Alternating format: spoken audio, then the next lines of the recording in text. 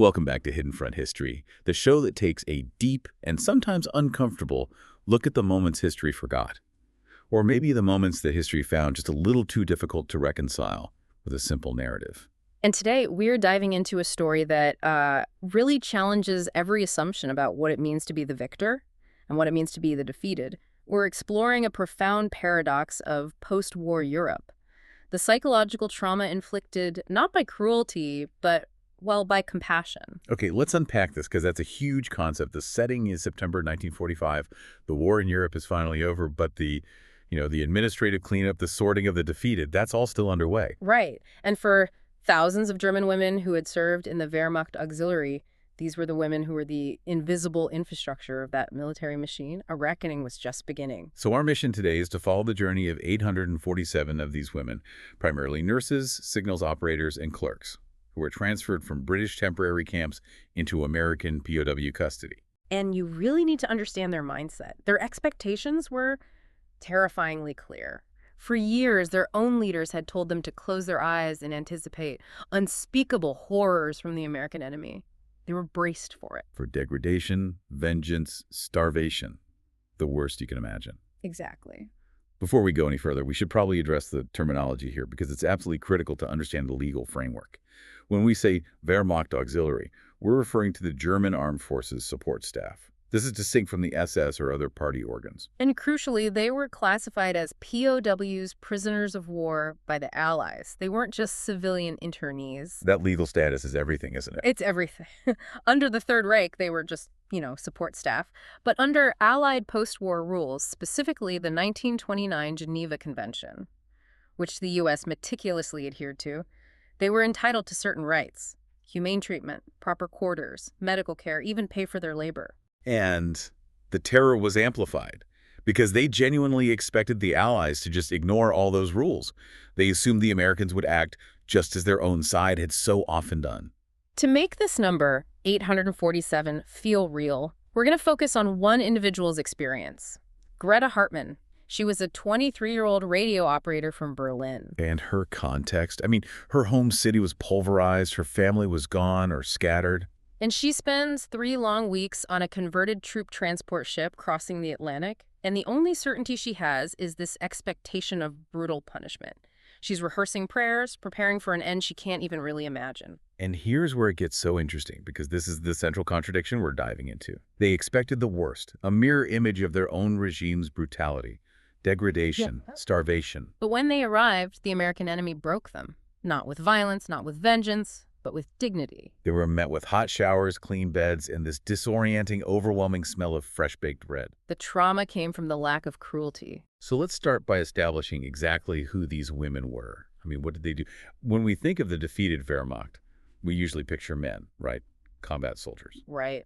But the source material really highlights that these women were the indispensable, non-traditional backbone of that whole military structure. The invisible infrastructure. That's the perfect term for it. They operated everything that allowed the combat troops to function. They weren't fighting, no, but they were deeply embedded in the war machine. So they're typing mission reports, operating these complex signal switchboards that are connecting entire fronts. Sorting staggering amounts of mail, managing logistics, serving as nurses patching up wounds. If they went on strike, the Wehrmacht would just grind to a halt. And as the war collapsed, particularly near Hamburg, where many of them were stationed, the chaos was, it must have been absolute. Total chaos. The senior officers, mostly men, they prioritized their own escape or their surrender. The women were just left behind, often with no orders, no food, and literally nowhere to go. So their service had destroyed their homes, scattered their families, and now their own leaders had just abandoned them. They spent weeks in these temporary British camps.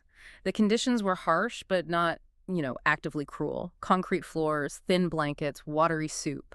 Subsistence level. And then came the announcement. Yes. The news that spread like a tremor through the barracks, they were being transferred to American custody. Across the ocean.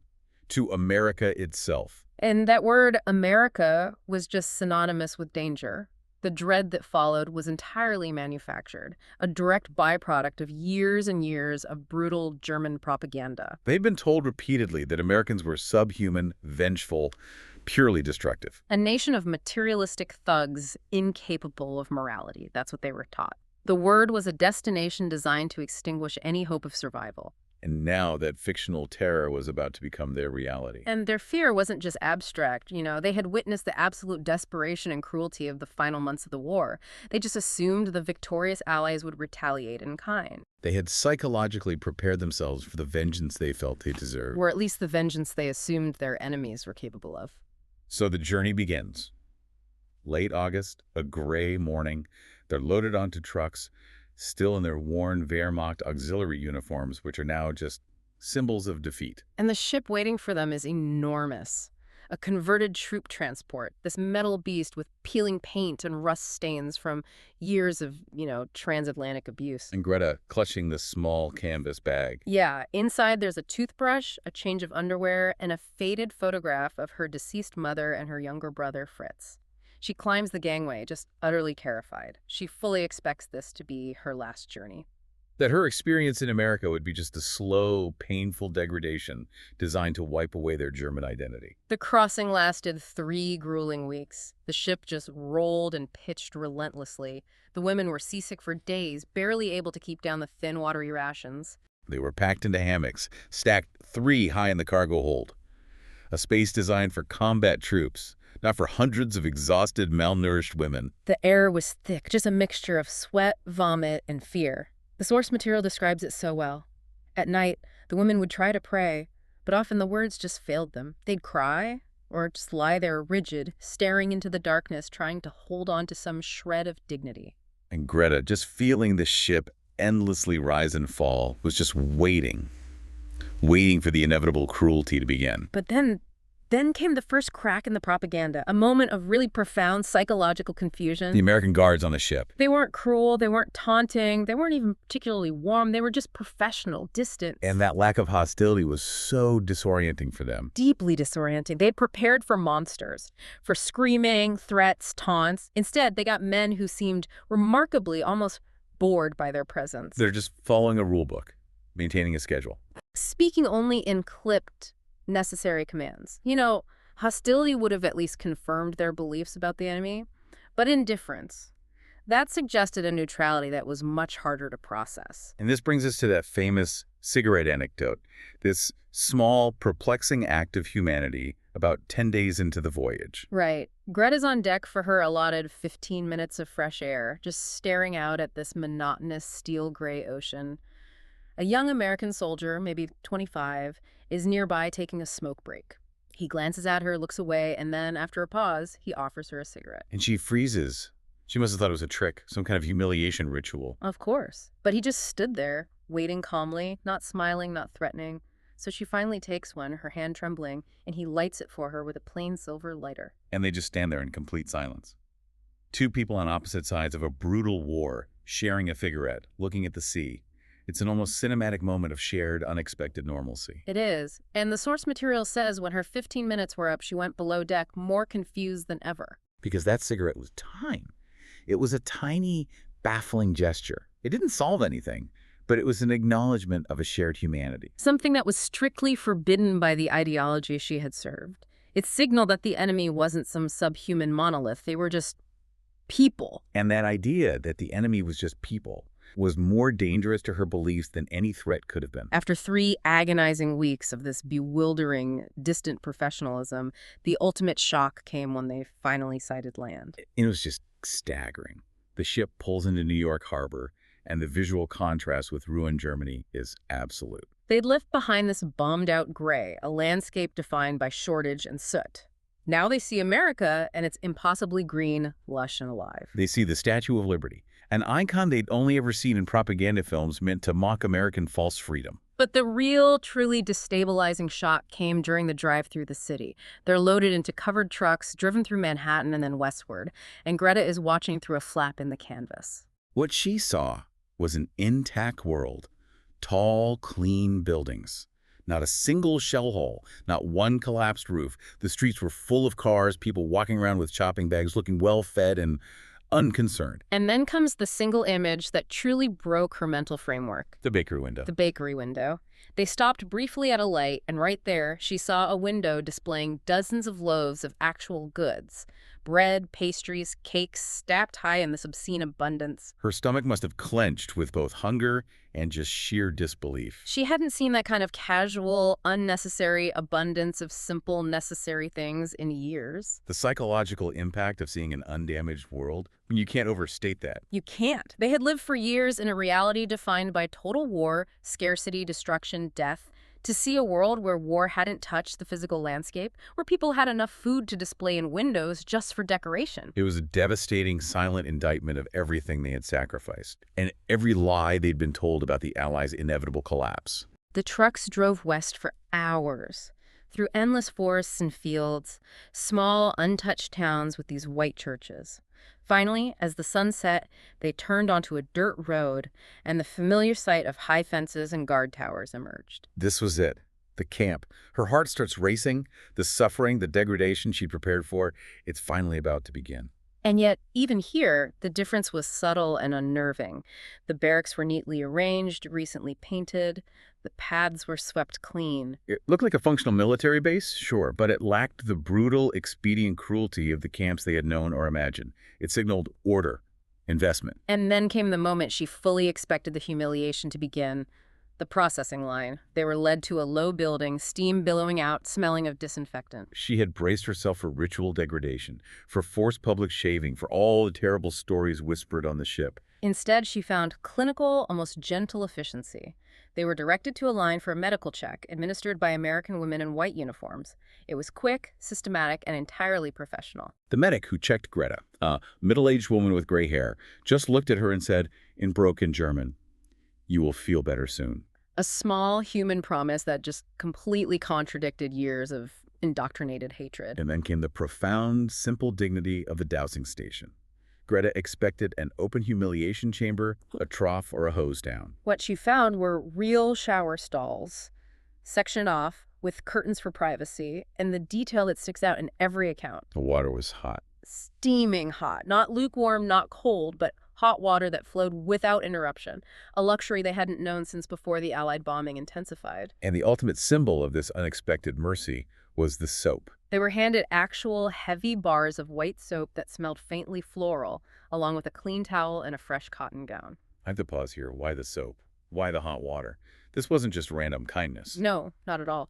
The American command was meticulously following the Geneva Convention, which mandates that POWs be housed in conditions similar to the detaining power's own forces. And that they be provided with adequate hygiene facilities. This wasn't charity. It was policy. And that's the deep psychological twist. The Nazis operated on an ethos of expediency and terror, throwing rules out when it was convenient. The Americans, even after seeing the full horror of the Nazi regime, chose to adhere to the rule of law. They extended dignity because it was the letter of the law. But in doing so, they also demonstrated ideological superiority. Their system, their democracy, could afford morality even in victory. Right. And the source material describes the scene so powerfully. The simple act of being truly clean again was almost painful. Under the hot water, washing away weeks of grime and fear and the stench of the ship, they could hear other women just quietly crying. Not loud sobs of despair, but silent, private tears mixing with the shower water. The simple act of hygiene, of being treated as a human being worthy of cleanliness and privacy, felt like a complete return to humanity, an undoing of all that psychological preparation for abuse. The physical shock of cleanliness was immediately followed by the overwhelming sensory shock of abundance. They were marched to the mess hall, and Greta wrote that the smell was intoxicating. Real food, cooking food. Not ersatz coffee, not thin broth, but the aroma of meat and gravy and yeast. The sheer sensory overload after years of scarcity was overwhelming, so much so that several women just stopped walking to breathe it in. And when they picked up their metal trays, the reality of the meal itself was. It was a violent contradiction to their status as prisoners. The tray had boiled potatoes, green beans, carrots, a thick slice of meatloaf with dark gravy, White bread, a generous pat of real butter, and a cup of rich hot coffee. This single meal was more food than many of them had seen in months combined. It was an abundance that was just beyond comprehension. At first, no one ate. They just stared at the food. And when Greta finally took that first bite of the buttered white bread, she had to close her eyes. She hadn't tasted real butter in 2 years. This wasn't a prison meal. This was a feast. But this abundance, this perfect, rich meal, it instantly transformed into a deep, crushing, agonizing guilt. This is where the true psychological warfare began. As Greta ate, every single bite felt like a betrayal. She thought of her younger brother, Fritz. He had starved to death the previous winter at the age of 9 in a bombed-out cellar. He had died asking only for a simple piece of bread. And now, here she was, in an enemy prison camp, safe and warm, eating buttered white bread while his bones lay beneath the ruins of Berlin. The contradiction was just unbearable. The weight of her own survival was immediately internalized as treason. A signals operator next to Greta whispered, her voice thick with self-hatred. "My mother is starving. This is treason. How could this be?" Right. Refusing the food felt like weakness, but eating it felt like an ultimate betrayal of their starving homeland. They ate mechanically, forcing themselves to swallow, feeling this profound, crushing shame with every single bite. This complex psychological trauma, the trauma of being cared for by the enemy while knowing your own loved ones are dying, that's the forgotten wound of war. It's survival guilt, but it's amplified by this intense ideological cognitive dissonance. And this care was also just deeply unsettling because it challenged the basic survival instinct they had relied on, the expectation of hostility. Exactly. If the enemy is cruel, at least the world makes sense. If the enemy is kind, you can't trust the world anymore. Moving beyond that first meal, the new reality continued to set in. In the barracks, they were assigned bunks with real mattresses, clean sheets, and thick wool blankets. For Greta, it was the first real bed she had slept in for over a year. The routine that followed, wake, wash, eat, work, eat, sleep, was monotonous. Yes, but that very monotony became a strange, powerful comfort. For years, their lives had been defined by chaos, uncertainty, the fear of the next bomb. Here, within the camp fences, tomorrow would be the same as today. Predictability, even in prison, provided a stability they hadn't known in years. And then the next major shock to the system, a clear marker of their POW status under the Geneva Convention. They were paid. Small wages, in camp currency, for their labor in the laundry or kitchen. The idea of receiving wages while imprisoned was incomprehensible.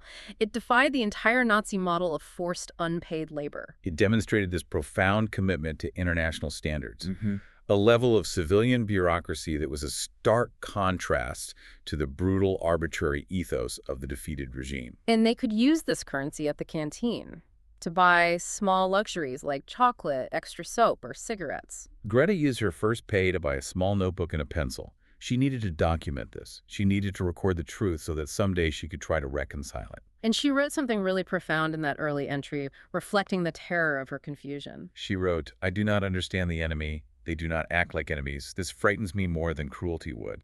The absence of expected hatred wasn't a relief, it was destabilizing. It required her to question everything she was. So, as the weeks turn into months, this strange, quiet psychological pressure just increases exponentially. We have to talk about the physical transformation of the women. Yes, because this physical change became its own peculiar form of torture. After months of semi-starvation, the regular high-calorie meals caused them to gain weight quickly. Their faces filled out, their hair grew thick and shiny, their skin cleared. They looked healthy, stronger, more alive than they had in years. And the mirrors in the washing area became tools of self-accusation. The American guards would sometimes say, "You look better," or "You are healthy now." And those innocent statements must have landed like painful accusations. Exactly. They were growing healthy, visibly well-fed, while their mothers, sisters, and children were literally wasting away in the German ruins. This visible sign of enemy care just deepened their shame and guilt. That internal tension must have been unbearable. Greta wrote about it in her notebook. She said, "The food here is good, too good. I am ashamed of every bite, but I cannot stop eating. I hate myself for this weakness. I hate the Americans for their abundance. I hate my country for its collapse." Wow. The hatred is now internalized, directed at herself for the biological need to survive and at the abundance that highlighted her homeland's total failure. But even within this constant turmoil, tiny moments of unexpected kindness kept piercing the numbness. And these weren't grand political gestures. They were almost insignificant, but they meant everything because they were personal, directed acts of humanity. Take the laundry duty. It was demanding work, constantly immersing their hands in near boiling water and harsh soap. Greta's hands became raw, chapped, and bleeding. The American supervisor, a middle-aged woman named Mrs. Patterson, who spoke no German, she noticed this specific individual pain. She went to her office and came back with a small jar of heavy-duty, store-bought hand cream. And she just placed it in Greta's hands, gesturing gently at the chapping. The reaction, Greta recorded, was visceral. Someone had noticed her individual suffering and cared enough to offer a personal remedy. The enemy had shown her a kindness that her own regime, which demanded only sacrifice, never would have. Greta could only manage a quiet, tearful danke in return. There's another anecdote about Lysol, the rigid older nurse, who was desperately trying to maintain her ideological armor. Right. One night, a young American guard, barely 20, heard her quietly sobbing into her blanket. He didn't investigate or report her.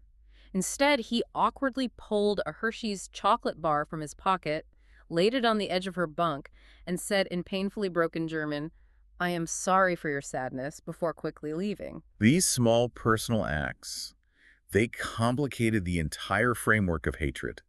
They show the enemy wasn't a monolith, but contradictory human people capable of recognizing individual sadness. They forced the women to choose between their indoctrinated beliefs and the reality presented to them every single day. And this led them to adapt in ways that fostered this ideological decay.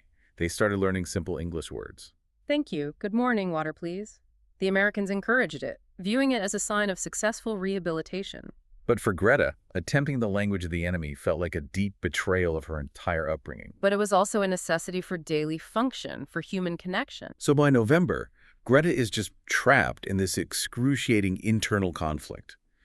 She was raised to believe in German superiority, in the Führer's righteousness, in the virtue of noble sacrifice. And every single day in this abundant, clean American camp, those beliefs were challenged by simple reality. The Americans were often kind, well-organized, and clearly abundant. The promised German superiority had led her to starvation and ruin, while the enemy lived in undisturbed comfort. That is the ultimate identity crisis. It is. She recorded her fears in her notebook. "I do not know who I am anymore. The girl who believed is dead. If everything I was taught was lies, then what is true? And if I accept these new truths, what does that make me? A traitor, a survivor, or just someone too weak to hold on to what she believed?" That quote is just. It's devastating to have your entire moral and national foundation just collapse in a single notebook entry.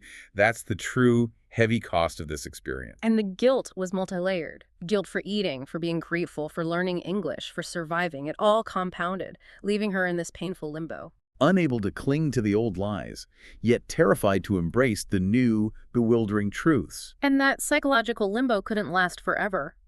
As the women became healthier, the barracks, once a place of silent fear, became a site of these whispered, agonizing debates. Some women, like Hilda, the rigid telephone operator, were still trying desperately to cling to the old resistance narrative. Right. She insisted that all of the kindness, the food, the soap, the soft beds, it was all a deliberate, calculated scheme. Psychological warfare, meant to break their German resolve. Exactly. They want to make you forget who you are. You must resist this comfort. But her argument was losing all ground, because the trap never sprang. The kindness just continued without any ideological demands attached. And others, like Lysol, the older nurse who had seen the worst of the Eastern Front, began to reach a quiet, horrifying certainty. "We were wrong," she said one night, simply and finally, about everything. About them, about ourselves, about what we were fighting for. For the younger women who had known nothing but the total indoctrination of the Nazi state, that must have been like the ground just disappearing beneath their feet. But the true, final catalyst for the breaking point came when a woman named Anna articulated the most devastating possibility. If what we were told about the Americans was lies, she asked, her voice cracking, Then what else were we lied to about? The trains, the camps, the people who disappeared. that question silenced the entire barrack. Completely. They had all heard whispers. They had all been told to look away, to rationalize, to suppress the knowledge. But now, sitting in a clean, safe American prison camp, treated with dignity, the terrifying possibility emerged that the real monsters had been on their own side. And that their loyal service had been for something unspeakably terrible. It just reversed the moral polarity of their entire world. In December, the American camp administrator made a decision that he knew would be brutal. He arranged for the women to watch a film. They expected standard American propaganda, something heavy-handed. They were prepared to hiss and resist. What they saw instead was documented, uncensored footage from Bergen-Belsen and Dachau. The raw liberation footage. The piles of bodies, the walking skeletons, the evidence of the gas chambers, the incontrovertible truth projected large on a screen. The effect was immediate and catastrophic. Stunned silence, followed by weeping, retching, and outright vomiting. The truth was too terrible, too undeniable, and too final to ever be unknown again. Everything they had believed, suppressed, rationalized. It was now shown to them by the very enemy they had been told were the monsters. The psychological collapse was total. Hilda, the staunch resistor, fled the room screaming.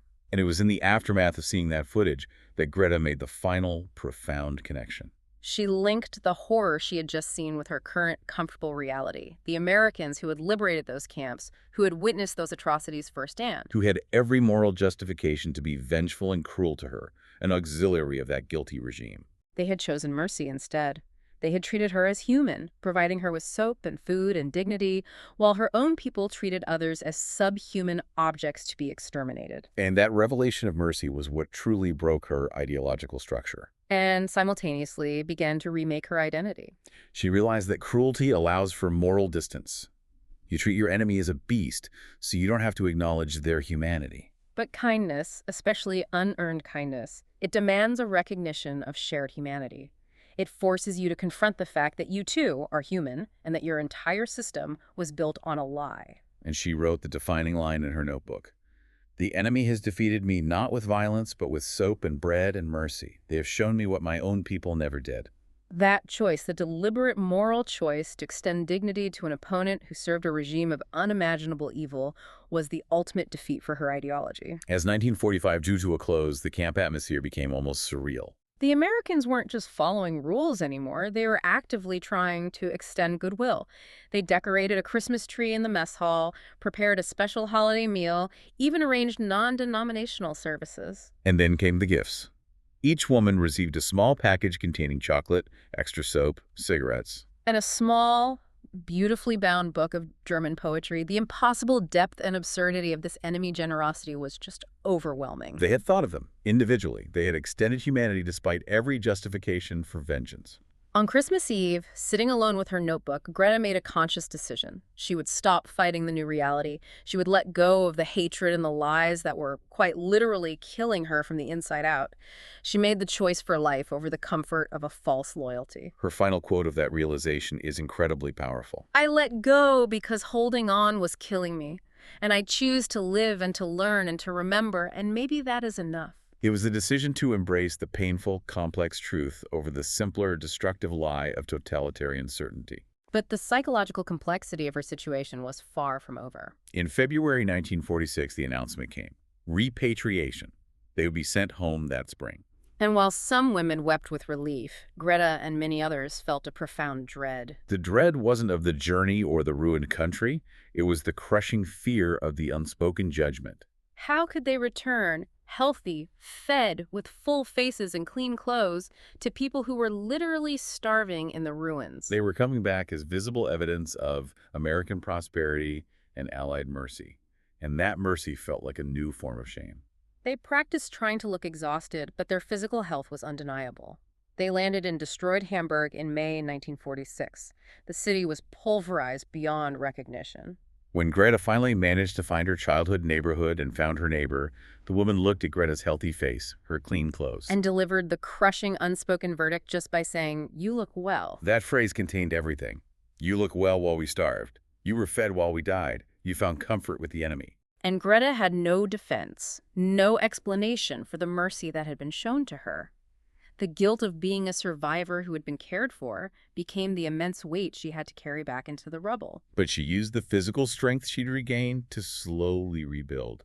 She married, had children, and she kept the notebook hidden away for decades. Years later, when her daughter was 16 and asked about the war, Greta decided it was time. She told her the full story about the fear, the ship, the hot showers, the soap, and the food that tasted like betrayal. And the daughter, being 16, asked the crucial modern question. Were they good to you because they were good people or because they were following rules? And Greta's response, drawn from a lifetime of processing this experience, was perfect and nuanced.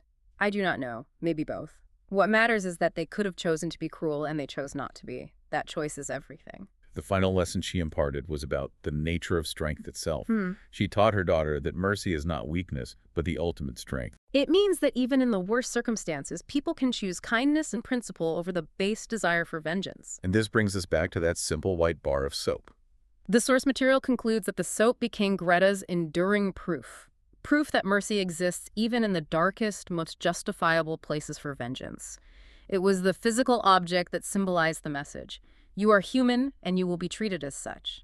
A dignity that broke her old, ideologically hardened self and began the painful process of remaking her. So what does this all mean for the 847 German women who passed through these American POW camps? Their story is not a simple tale of victory and defeat. It's a defining, complicated trauma. They expected vengeance and they found compassion, and that compassion dismantled their worldview far more effectively than any violence or humiliation could have. It really reinforces the essential strategic why. The Americans chose morality over simple vengeance, yes, but this was also a calculated demonstration of ideological superiority. By meticulously adhering to the Geneva Convention, the U.S. demonstrated that its democratic rule of law system was fundamentally superior to the Nazi system, which ran on fear and expediency. It was a decision to stabilize post-war Europe by demonstrating a commitment to humanity, even to the defeated. That choice was a powerful political statement. It planted the seeds for a better Germany, teaching a generation of women, albeit traumatically, that the world could be more complicated than hatred and lies. This story teaches us that sometimes the hardest thing to accept and integrate is not cruelty but kindness. Because kindness demands that we change, that we dismantle our existing walls, our assumptions, our rationalizations. It suggests that the greatest strength is often found not in winning the battle, but in the decision to extend dignity to your opponent when you have every justification not to. So we leave you with this question. If unexpected mercy, delivered through a policy of dignity, can dismantle an entire ideology built on hatred and war, what unexpected kindness might shatter the assumptions you hold about the world today? Think about that until our next deep dive.